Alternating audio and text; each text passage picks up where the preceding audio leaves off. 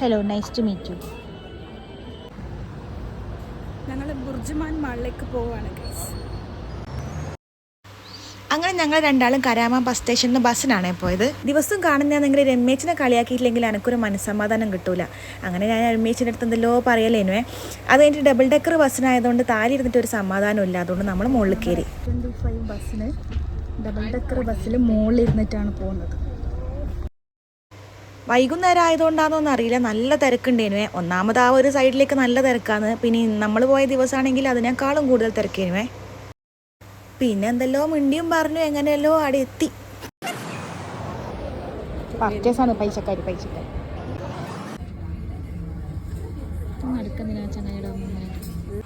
ഇപ്പം ഞാനൊരു ഫോണും എടുത്ത് മിററിൻ്റെ സൈഡിൽ എവിടെയെങ്കിലും നിന്നാൽ രമേശ് ഏടി ഉണ്ടെങ്കിലും അടുത്തേക്ക് കൂടി എത്തുവേ വീഡിയോയിൽ കൂട്ടാൻ വേണ്ടിയിട്ട്.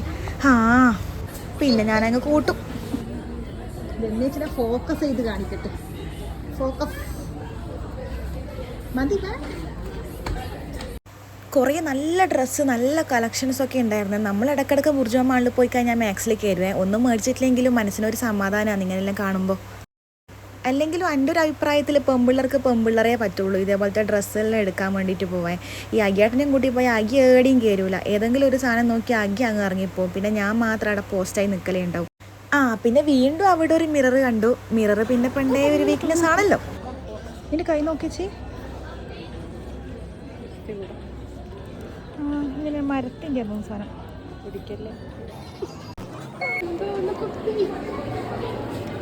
സത്യം പറഞ്ഞാൽ നമുക്ക് ഇതൊന്നും ടേസ്റ്റ് നോക്കാൻ കിട്ടിയില്ല കേസ്. അല്ലെങ്കിൽ ഏതെങ്കിലും ഷോപ്പിൽ നമുക്ക് ടേസ്റ്റ് നോക്കാൻ കിട്ടുന്ന നമുക്കൊന്നും കിട്ടും.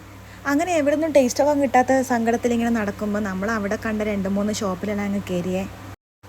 പിന്നെ അടുത്ത ബാത്തൻ ബോഡിയിൽ കയറി നിന്നുവേ. എപ്പം വന്നാലും മാക്സ് പോലെ തന്നെ ബാത്തൻ ബോഡിയിൽ നമ്മൾ കയറും. പിന്നെ വിക്ടോറിയ സീക്രട്ട് കണ്ടാലും പിന്നെ അവിടെ ഒന്ന് രമേച്ച് കയറാമെന്ന് പറഞ്ഞ് അവിടെ ഒന്ന് കയറി.